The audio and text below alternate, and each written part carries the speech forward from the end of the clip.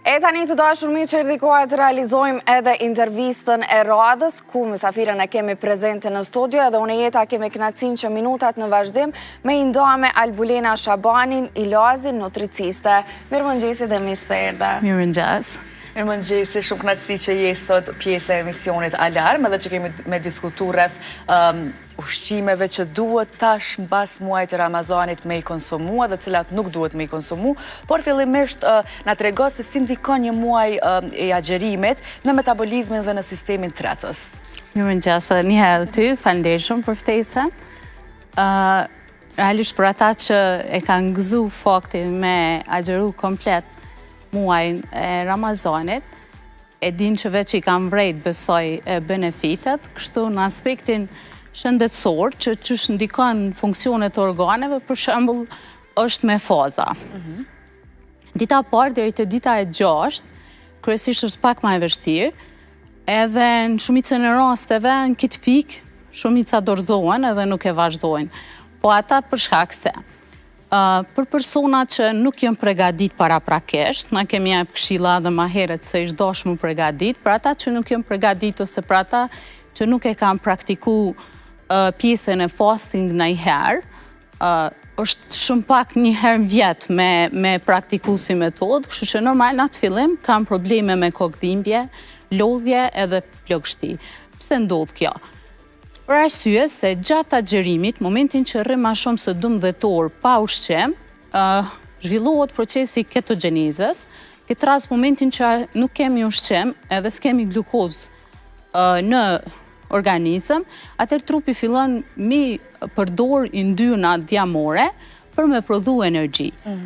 Edhe në këtë rast, ai proces, nëse nuk është aktivizu ma herët, nëse nuk është praktiku, për shembull, kjo metoda e fasting e agjerimit të ndërprerë, te ai person ka me pas edhe aromë jo të mirë të gojes, ka me pas kokëdhimbje për shkak që nuk është mësuar me çat proces. Më thonë, nëse e kalon këto 5 ditë e para, atëherë normal që e ki shumë atlet. Kryesisht është ky proces sa i përket këtyre ditëve. Prej ditës 5 deri ka dita e 15, më thonë është kulmi ku procesi i ketogjenezës edhe autofagjisë i arrin pikun e vet, edhe ndodh ai pastrimi i qelizave edhe i toksinave kryesisht, rregullohet funksioni i organeve dhe detoksifikimi. Edhe në këtë rast i vrejmë përfitimet shëndetësore,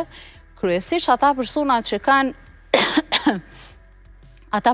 kanë probleme me sistemin tretës, në këtë rast, do të thonë, e vrejnë përfitimet janë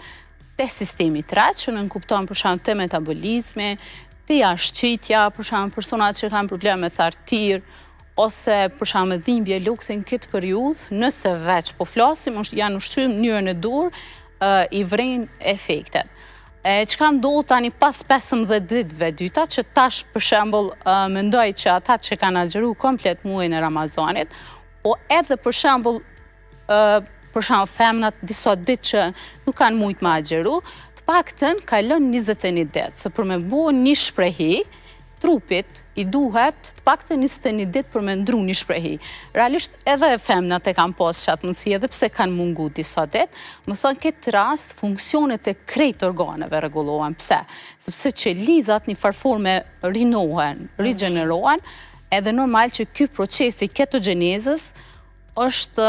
dhurata më e mirë që mundesh mia bo trupit, sepse kjo nëse dim me vazhdu, mos me çrregullu, për shkak se unë mas shumë të që më pëlqen pjesa e Ramazanit është që na mëson që na muj me sfidu veten edhe me bu disiplinë. Se realisht disiplina po na mungon, se kur nalim e mendojmë, ju jeni pak më të reja, po para luftës ose edhe pas luftës, fëmijët për shembull, ne kemi pas ndoshta 3 vakte, që sot nuk është që i hajnë krejt 3 vakte, po vetëm atëherë kur është shtru buka, atëherë ke hangër, nuk të ka rame me lyp një diçka. Ka një fest ose një diçka, edhe ju ke gëzu se ka marrë që e fest, për shembull me ungër ëmbëlsira ose diçka, amo e ke pas vaktet, ke pas disiplinë, vaktet e rregullta, dhe kjo ka ndihmu që ti ke jap hapësirë trupit për mu kry punën e vetë. Në këtë rast, në këtë kohën hojmë diçka. Këtë kohën kemi neps për ushqim. Edhe nëse dim me shfrytzu për shembull këto, edhe mu binë se na, po më ishim e bo disciplin, me dasht, atër kjo i shkon, do më thanë, njëra ma e mirë që me vazhdu edhe tutje, edhe për mirë qenje shëndetësore, po edhe unë najherë shpesh e thëmë, se me pas brëmendjen krejt kohën të ushqimi, pusha, e ki vaktin e din, kur ulesh, hanë edhe i e në regull. Me dit me majt, do me thonë, si disciplin, edhe me dit mu binde dhe mu mësu për shambull që mujna me bo, është e mirë sartën. Po, këtë disciplinën na e prishime një herën në ditën e Bajramit, kështu me ëmbëlsira, me baklava. Sa janë të vedishëm njerëzit për krejt këto benefitet që ti shpjegove në njërën ma të mirë të mundshme, sepse unë personalisht sa dëgjoj është më ka lodhë Ramazani, më ka lodhë agjerimi, ma ka humbë fuqin, ma ka humbë energjin, kom humbë edhe pesh, që në shumicën e rasteve nuk ju pëlqen edhe me humbë pesh, edhe shprehë në atë mënyrë si kur s'ka asnjë lloj benefiti prej kësaj. Pse ndodh kjo? E lodhja dhe plagështia është kryesisht për shkak mungesës së elektrolitëve. Persona që përdorin krep, sasi të madhe, për shembull, që përdorin sasi të madhe karbohidrate, që përdorin kafe, sheqerna të shtume, që nuk ushqehen thjesht mirë gjatë agjerimit, ata e kanë këto probleme. Po ata që janë ushqy mirë, ata që e kanë majtë që duhet, se realisht agjerimi është edhe me sforcu vete, më thënë është me duru, nuk është me mbush barë komplet. Edhe ata që e kanë majtë që duhet, me sasi, me cilësi, për shembull ata që i kom pas me planet ushqimit, më thënë tash unë jam të përmbush 100%,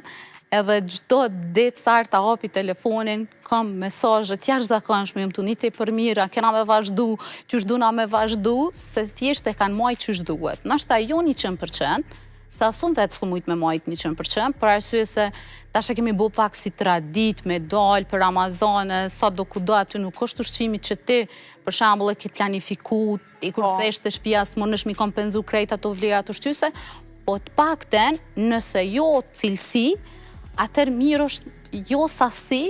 edhe jo toksina. Unë najherë shumë shpesh thëmë, ma mirë me marë ma pak vlera ushqyse, kemi forma tjera që muj mi kompenzu, se sa me marë toksina për organizmin. Edhe kur jemi të kjo lodhja plagështia, e kur jemi të dobësimi, zakonisht persona që nuk kanë përdorë syfër, nuk kanë hungër në syfër, ata din trupi mi u përgjigj të kundërtan. Ose për shembull, të shtimi i peshës, janë ata që më thënë e kanë çrregullu komplet metabolizmin edhe me ushqim, po edhe kjo mungesa e më thënë disciplinës, më thënë krejt kohën kanë hungër deri vonë, s'kanë marrë sasi të lagje mjaftueshëm, edhe kjo është arsyeja. Sa i përket vetëdijsimit, muj me të thonë që 8 vite që punoj me nutricion, është viti që une shumë jam e kënaqur me vetëdijsimin përgjithësi, edhe për mirëushqyeshmëri, po edhe për Ramazan. Më thonë e kom pas një presion jashtëzakonshëm, edhe me plane, po edhe me këshilla, edhe me kërkesë për këshilla, edhe s'di që shumë ta spjegu. Më thane, kone pa përshkrushme kjo periudhë, qatë shumë ka pas interes se qysh me i marë përfitimet prej agjerimit. E këto mendoj që e ka bo kohëve të fundit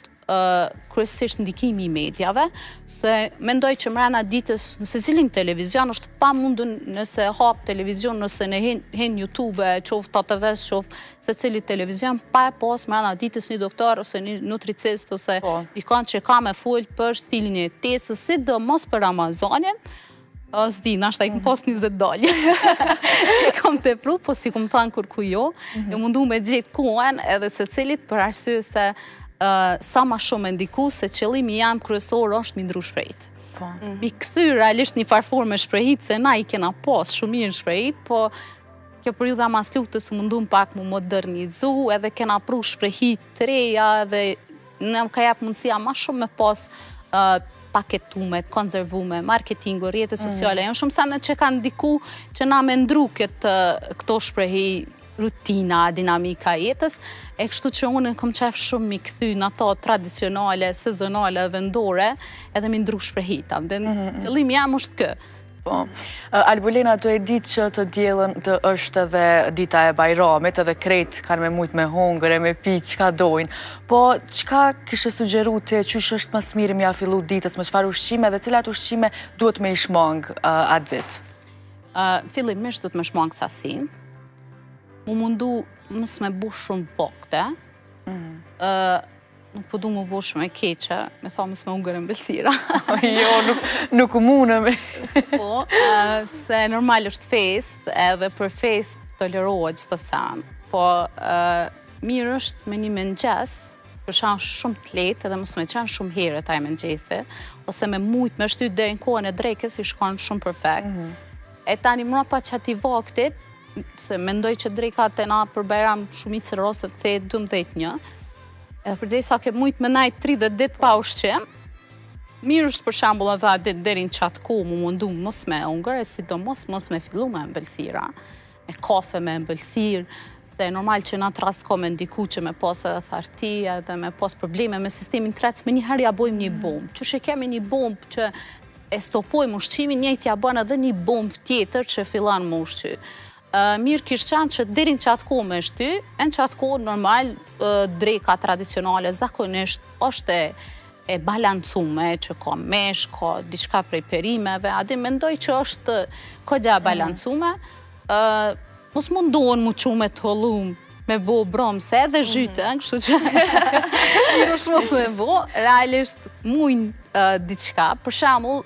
nuk e dim viset në vende tjera, po në traditën e Dugaxhinit është buka simite, që unë e kom do recetën, që është recetë sekret thormi i bukës simitës që nuk është që e shpërndojnë shumë, vë që shpërndojnë njonat e tjetra, unë e kom shpërndoj edhe të Instagram jam me Lenën,